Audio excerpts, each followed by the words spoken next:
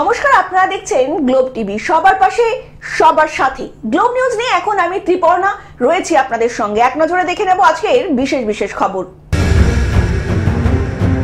রবীন্দ্র ভবনে শিক্ষক দিবস উদযাপন। মাদ্রাসা স্কুলে উদযাপিত হলো শিক্ষক দিবস, উপস্থিত ছিলেন কাজল শেখ। শিক্ষক দিবস উপলক্ষে রক্তদান শিবির। পথ নিরাপত্তা সচেতনতা বিষয়ক পদযাত্রা।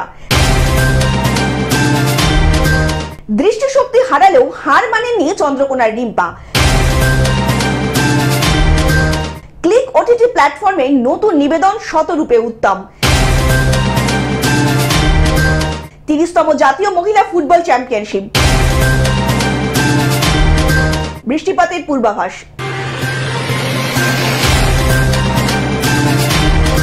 আসছি বিস্তারিত খবরে।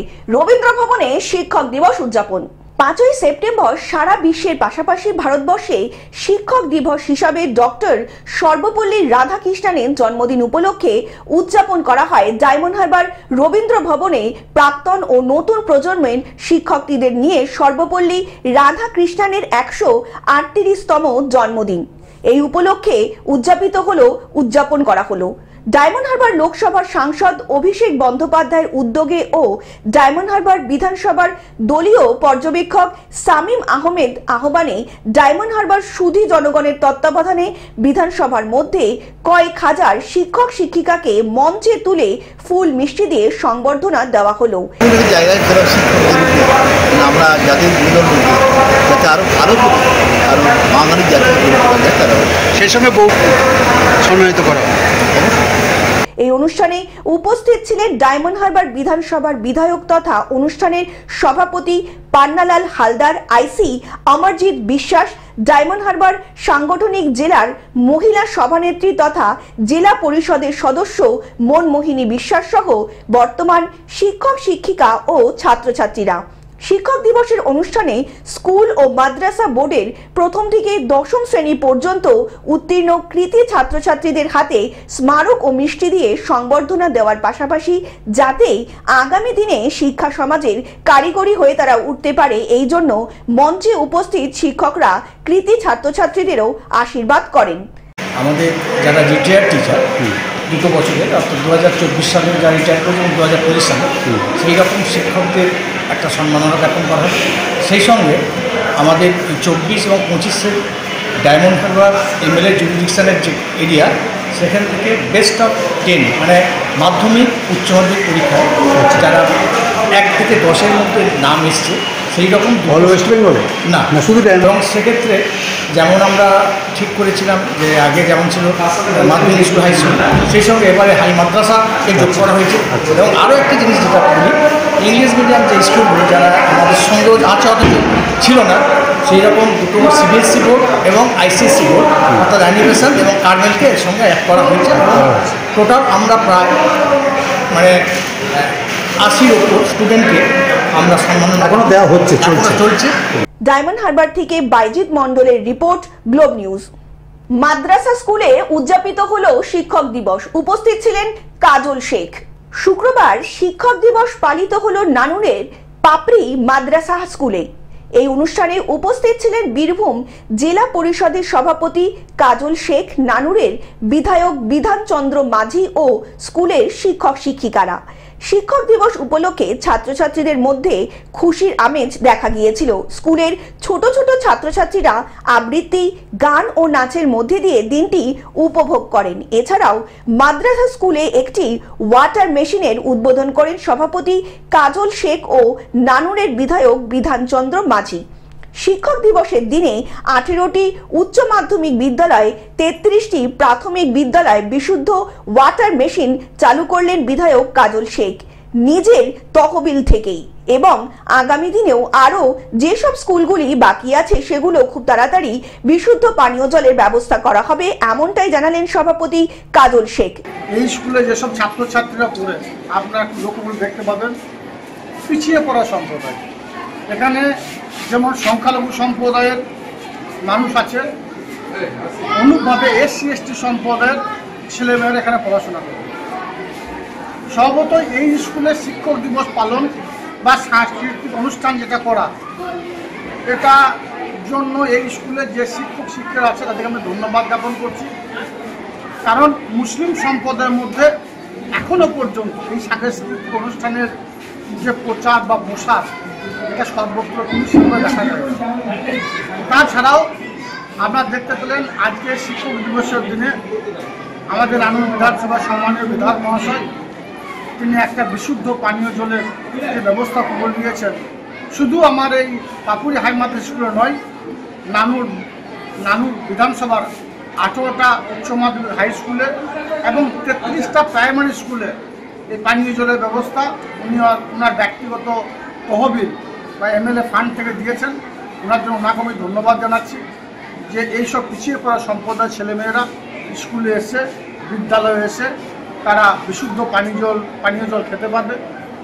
এর জন্য ওনাকে ধন্যবাদ জ্ঞাপন করছি। সঙ্গে সঙ্গে বীরভূম নানুর থেকে কার্তিক ভান্ডারীর রিপোর্ট, গ্লোব নিউজ। শিক্ষক দিবস উপলক্ষে রক্তদান শিবির। শুক্রবার শিক্ষক দিবস উপলক্ষে একটি রক্তদান শিবিরের অনুষ্ঠানের আয়োজন করা হলো ফলো বিদ্যাসাগর শিশু তীর্থ প্রাঙ্গণে। 40 বছরে পদার্পণ করলো বিদ্যাসাগর শিশু তীর্থ প্রাঙ্গণ। সম্মান করতে আমরা এখানে যারা শিক্ষক শিক্ষিকারা এসছেন, যারা আমাদের লোক আছে, তাদেরকে আমরা সম্মান জানাবো আজকে। এবং আজকের দিকে যারা রক্তদান দিলেন, রক্তদান করলেন, তাদেরকে বিশেষ ধন্যবাদ জানাই। তারা আজকে আমাদের এখানে মহৎ পর্বে তারা এসছেন এবং তারা আমাদের পরবর্তী যে প্রোগ্রাম আছে 25-26 সেপ্টেম্বর কাটোয়া সভাপতি মঞ্চে, সেখানে নিয়ে গিয়ে বড় করে তাদেরকে সম্বর্ধনা দেওয়া হবে এবং সমস্ত শিক্ষকদের সেখানে আমন্ত্রণ জানানো হবে। আমাদের এই অনুষ্ঠানটা বিজয় দিবস চলতে থাকে। এই অনুষ্ঠানে উপস্থিত ছিলেন কাটোয়ার বিধায়ক তথা বিদ্যালয়ের সভাপতি রবীন্দ্রনাথ চ্যাটার্জি, কাটোয়া পৌরসভার চেয়ারম্যান সুমীর কুমার সাহা, জয়দেব দত্ত সহ শিক্ষক শিক্ষিকা এবং অভিভাবকেরা। শুক্রবার সর্বপল্লী রাধাকৃষ্ণনের প্রতিকৃতিতে ফুলমালা দিয়ে শ্রদ্ধা জানানোর পাশাপাশি রক্তদান শিবিরে 22 জন রক্তদাতা তাদের রক্তও দান করেন। তাই আজকেও আমরা এই অনুষ্ঠানটা করেছি। ইতিমধ্যে আমাদের কাটোয়ার বিধায়ক তথা বিদ্যালয়ের সভাপতি রবীন্দ্রনাথ চট্টোপাধ্যায়, কাটোয়ার পৌর প্রধান এবং কাউন্সিলররা উপস্থিতিতে আজকে অনুষ্ঠান সূচনা হলো। এবং দেখতে পাবেন যে এখানে রক্তদাতারা অলরেডি রক্ত দিতে শুরু করেছে। আমাদের গার্জেন যারা আছে, ছাত্রছাত্রী, প্রাক্তন ছাত্রছাত্রী, আমাদের স্কুলের টিচাররা সবাই মিলে রক্ত দেবে। এবছর আমাদের 40 বছর পূর্তি উপলক্ষে আমরা টার্গেট রেখেছি 40 জনের রক্ত দেওয়া হবে। এর আগে আমরা বৃক্ষরোপণ উৎসব করেছিলাম, 40টা গাছ লাগিয়ে। এরকম সামাজিক কাজ আমরা সারা বছরই করে থাকি। পূর্ব বর্ধমান থেকে রাহুল রায়ের রিপোর্ট, গ্লোব নিউজ। পথ নিরাপত্তা সচেতনতা বিষয়ক পদযাত্রা।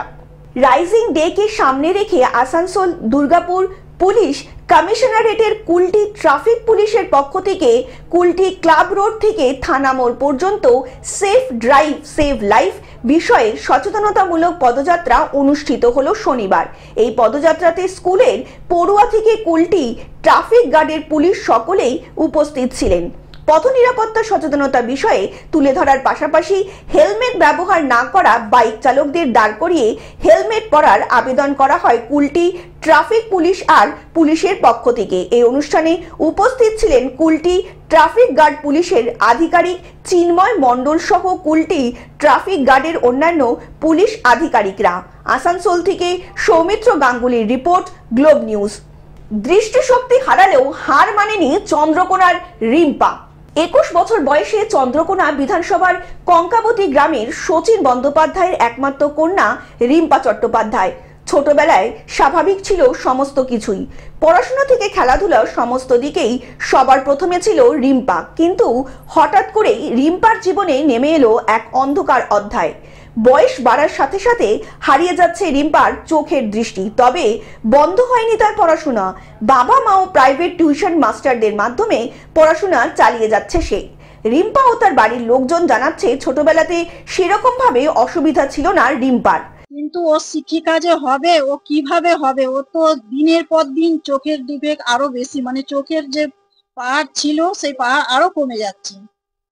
এই রকম করে চালাচ্ছি, কিন্তু ও পাড়া প্রতিবেশী সবারই কাছে হতচ্ছেদা হচ্ছে, মানে ভালো চোখে ওকে দেখছেন। আমি যতটা সম্ভব চেষ্টা করছি, ওকে বোঝাচ্ছি আর করছি, কিন্তু কেউ সেরকম করে না। আমি প্রশাসনের কাছে চাচ্ছি যে প্রশাসন ওর দিকে একটু সাহায্যের হাত বাড়াক। 4 বছর বয়সে সমস্যার কথা জানতে পারে রিম্পার মা। তারপর থেকেই রিম্পাকে নিয়ে পরিবারের লোকজন বিভিন্ন জায়গায় ছোটাছুটি করেছেন। চিকিৎসকরা জানান কোনো লাভ হয়নি। অন্যদিকে জনপ্রতিনিধি এবং সরকারি দপ্তরে জানিয়েও কোনো সুরাহা পায়নি রিম্পার পরিবার। শ্রবণ শক্তির সাহায্যেই রিম্পা সমস্ত পড়া মুখস্থ করে। এভাবেই চলছে তার পড়াশোনা, আর এভাবেই জীবন যুদ্ধের লড়াইয়ে তার সবসময়ের সঙ্গী তার বাবা এবং মা। দৃষ্টিশক্তি হারিয়ে যাওয়ার কারণে বাড়ির বাইরে বেরোতে পারেন না রিম্পা। তবে তার পরিবারের লোকজনেরা চাইছেন প্রশাসনের সাহায্য নিয়ে আর 5টা ছেলে মেয়ের মতোই তাদের বাড়ির মেয়েও যেন স্বাভাবিক জীবনযাপন করতে পারে এবং রিম্পা যেন তার লক্ষ্যে পৌঁছাতে পারে। আমার জ্ঞান হওয়ার পর থেকে আমি বাড়িতে নিজেই খেলাধুলা করতে পারতাম। আমাদের বাড়ির সামনে প্রাইমারি স্কুল, এখানে আমাকে মা রোজ দিতে গেলেও আমি নিজে একা একা বাড়ি ফিরতে পারতাম। তারপর প্রাইমারি থেকে যখন উচ্চপদস্থ হাই স্কুলে যাই তখনও এখান থেকে আমি সাইকেল করতে পারতাম না, আমাকে নিয়ে আসা দিয়ে আসা করতে হতো। কিন্তু মোটামুটি আমি একা একা হাঁটাচলা করতে পারতাম। কিন্তু যত বড় হচ্ছি তত আমার দৃষ্টিশক্তির পরিণত অবস্থা থেকে আরো নিচু নামছে, খুবই খারাপ অবস্থা। আমি মাধ্যমিকে রাইটার দিয়ে পরীক্ষা দিই, এইচএসও রাইটার দিয়ে পরীক্ষা দিই এবং ফার্স্ট সেম থেকে পুরোটাই রাইটার নিয়ে পরীক্ষা হয়ে যায়। কারণ আমি নিজে তখন থেকে আস্তে আস্তে একদমই পড়াশোনা থেকে আস্তে আস্তে বিরতি নিতে থাকি, কারণ আমি পড়ার চেষ্টা করলেও আমার চোখ আমাকে ছাই দিত না। পশ্চিম মেদিনীপুর থেকে কল্যাণ মণ্ডলের report, globe news.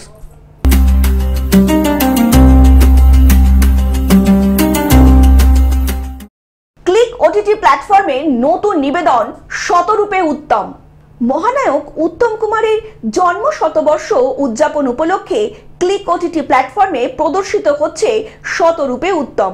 Uttam Kumar Bangla চলচ্চিত্রের অক্ষয় নক্ষত্র। তার অভিনয় শৈলী, ব্যক্তিত্ব ও সাংস্কৃতিক অবদান আজও প্রজন্মের পর প্রজন্মকে অনুপ্রাণিত করে চলেছে। টানা 30 দিন দর্শকরা উপভোগ করবেন তার 30টি নির্বাচিত ক্লাসিক ও সুপারহিট সিনেমা, যা আবারও ফিরিয়ে আনবে সেই সোনালী দিনের জাদু। এটি শুধু চলচ্চিত্র প্রদর্শনী নয়, বরং এক ঐতিহ্য, শিল্প ও পূর্বসূরিকে সম্মান জানানোর মহোৎসব। বিশ্বজুড়ে বাঙালি হৃদয়ে চিরকাল অমালিন হয়ে থাকবেন শতরূপে উত্তম শিল্পীকে সম্মান জানানোর এক অভিনব ভাবনা। বিনোদনের জন্য পারমিতা চৌধুরীর প্রতিবেদন।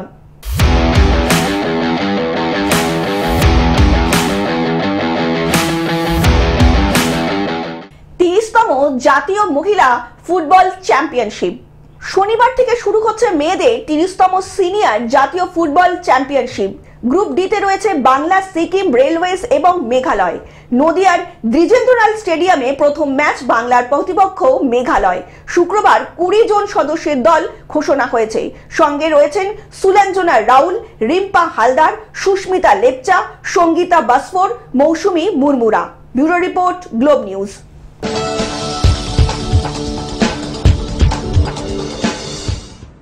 বৃষ্টিপাতের পূর্বাভাস। দুর্গাপুজোর আর 1 মাসও বাকি নেই, তবে এখনো আবহাওয়া নিয়ে তেমন সুখবর শোনাতে পাচ্ছেন না আলিপুর আবহাওয়া দপ্তর। কারণ বর্ষা এখনো সক্রিয়।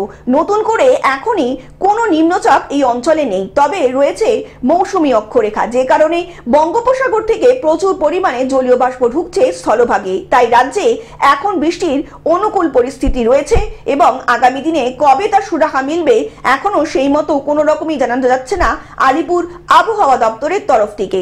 Bureau report, globe news. Television ছাড়াও গ্লোব টিভি এখন সর্বত্র সমাজ মাধ্যমে উপলব্ধ। বিস্তারিত জানতে ফোন করুন আমাদের টোল ফ্রি নাম্বার 1800891974 অথবা লগ ইন করুন আমাদের ওয়েবসাইট www.globetv.in এ। গ্লোব নিউজ এখন এ পর্যন্তই। দেখতে থাকুন গ্লোব টিভি, সবার পাশে সবার সাথে। নমস্কার।